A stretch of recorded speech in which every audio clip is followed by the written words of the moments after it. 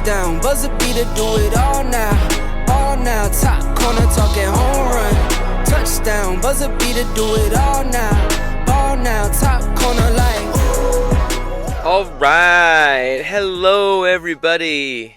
It is Monday, May 19th, 2025, and this is the Monday Report. I'm your host, H. James K., and in this second episode of the week, we are going to be making predictions for the Indianapolis 500, the greatest spectacle in racing. We're going to talk about various leaders, when the first caution will be, is the red flagged, rookie of the year, most laps led, biggest movers, and I will finish it off with a top 10 finishers prediction. Yes, we're going to make all the predictions that you could ever want. If I get all these right, I'm a frickin' wizard, and I should make money off of this stuff. Alright, so to start us off, the leader after lap 1. As a refresher, the front row is Robert Schwartzman in the pole, with Takuma Sato in second, and Pato O'Ward in third. After the first lap, I am predicting that Takuma Sato will be leading. Now, but that's just lap 1. There's 200 laps, so the leader on lap 100 is going to be Scott Dixon.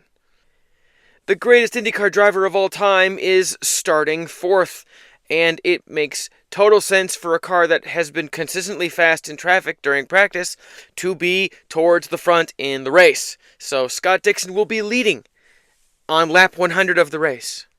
Now, getting down towards the end of the race, the leader on lap 190 is going to be Pato O'Ward. Yes. The perennially fast McLaren driver is going to be towards the front. He's going to be leading the way on lap 190. But that's only lap 190. There are still 10 more laps to go in the race. But before we can get to those kind of things, let's talk about some other things. First caution. I am predicting that, like much of this IndyCar season, there's going to be pretty long stretches without a caution. I am predicting that we won't get a caution in the Indy 500 until lap 76, which would be after 2 full stints. We would be in the middle of a third stint of the race, assuming the tires only last about 28 laps like what was predicted during practice. If that holds to be true, and the tires do only lap about 28 laps, we'll be right in the middle of the third stint, and some drivers will be wanting to maybe pit early to kind of get off sequence, or ignore it to move up towards the field. It'll be an interesting time for pit stops to take place. Now, ultimately, I believe there are going to be 3 cautions in this race. I know, usually they say cautions breed cautions, but there have been so few this year, and the drivers are so good this year that I think it's just going to be 3. And they're going to be spaced out. It isn't going to be like we're going to have one on lap 76, one on lap 85, and then one on lap 105. No, it's going to be different. Now, at the end of the race the last couple of years, we have seen a red flag towards the end. There's a caution. We won't have enough laps to get a good solid green flag finish, so we're going to throw the red flag with 5 laps to go and, well, change things a little bit. This year, I am predicting that the red flag is going to come out on lap 194. Yes. Someone's going to be cruising along, way in the lead. Maybe it's Marcus Ericsson or Pato or Scott Dixon or whoever. Whoever it ends up being, they're going to be way out in front. And on lap 194, it's going to look like, oh man, they're going to win this thing. And then there's going to be a caution. And the field is going to bunch up. And there's going to be a roughly 4-lap sprint to the finish after 2 pace laps. Oh yeah, it's going to be rowdy. Now, Rookie of the Year. This award goes to the most excellent rookie of the field. Now, there are several of them in the field. There's Robert Schwartzman, there's Louis Foster.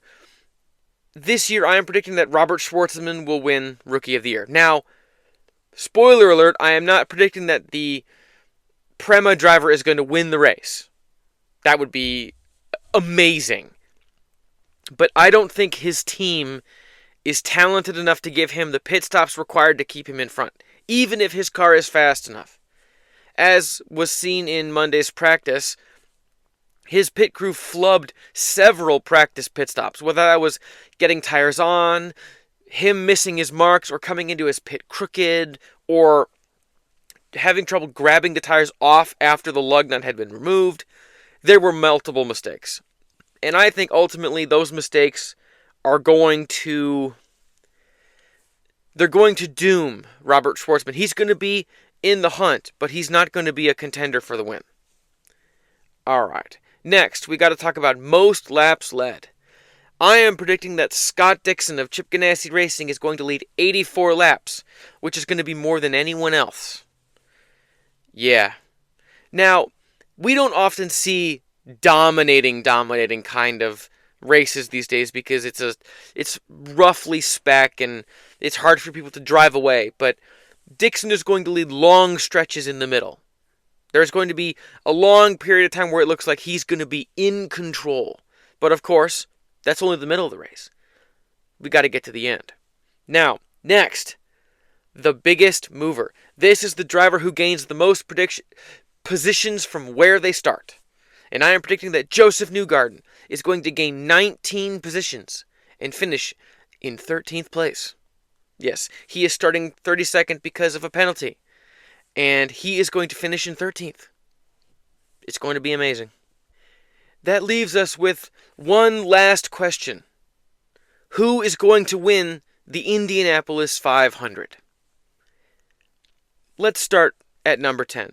Finishing 10th, I have AJ Foyt Enterprises' David Malukas.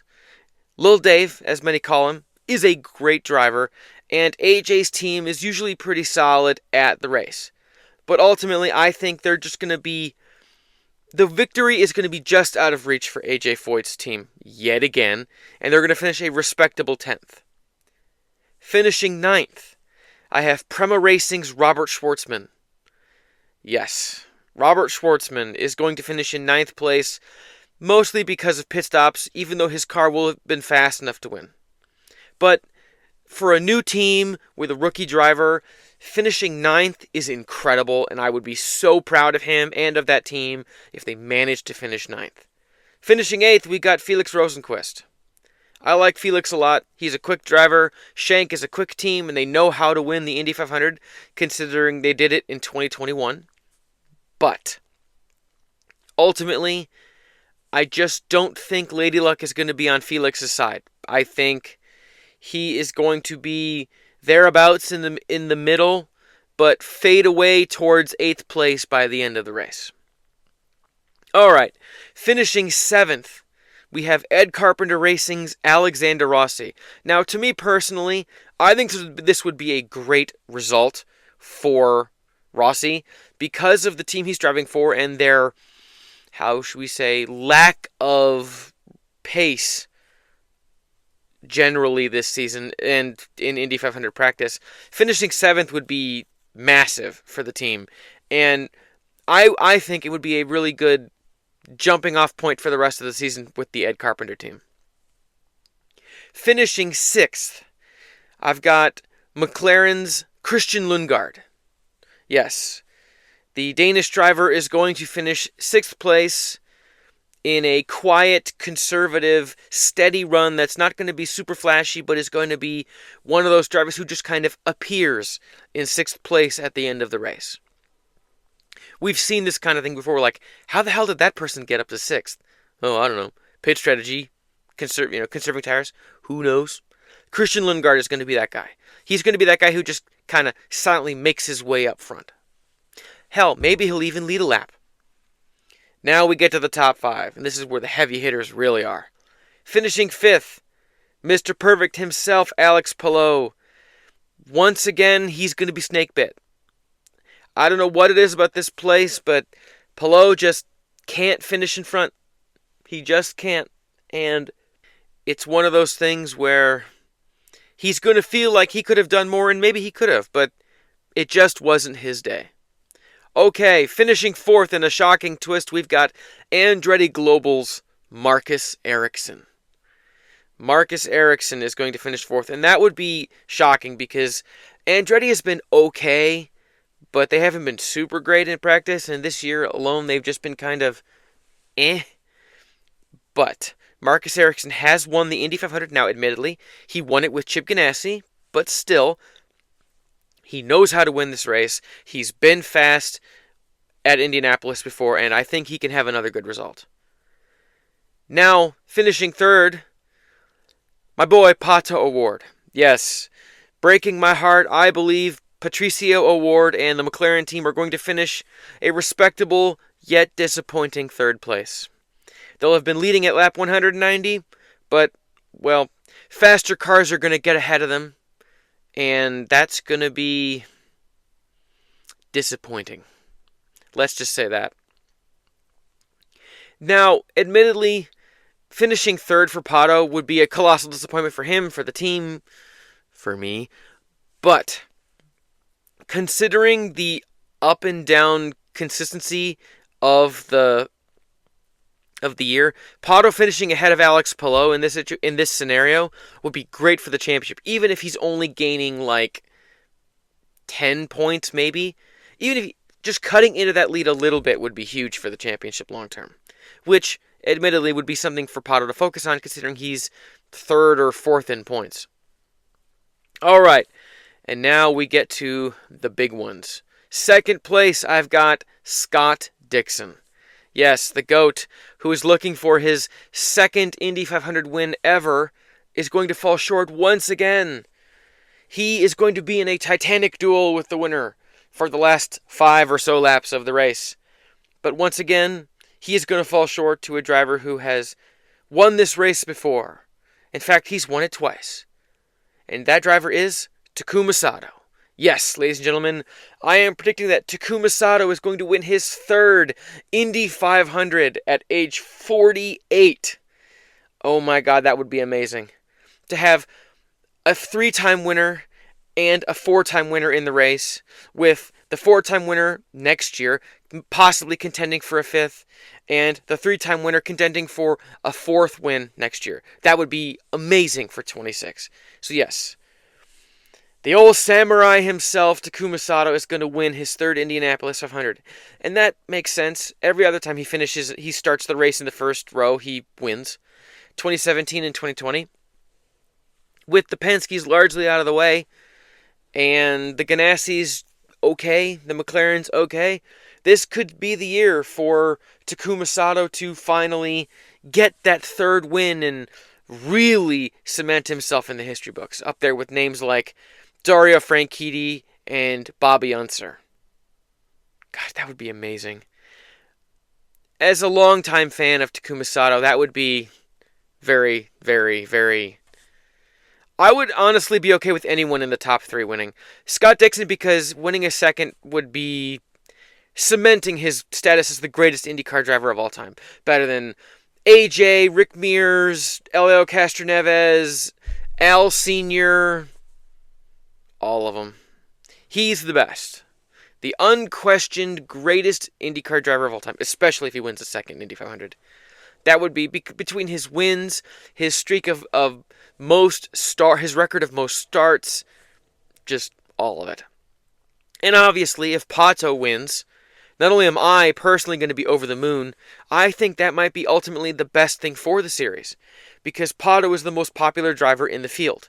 He's charismatic, he's fun, he's young, energetic, he's bold. It would be good. And maybe it gets IndyCar racing a race in Mexico. He'd be huge in Mexico. You'd get 100,000 people to show up to that race. It would be a big deal.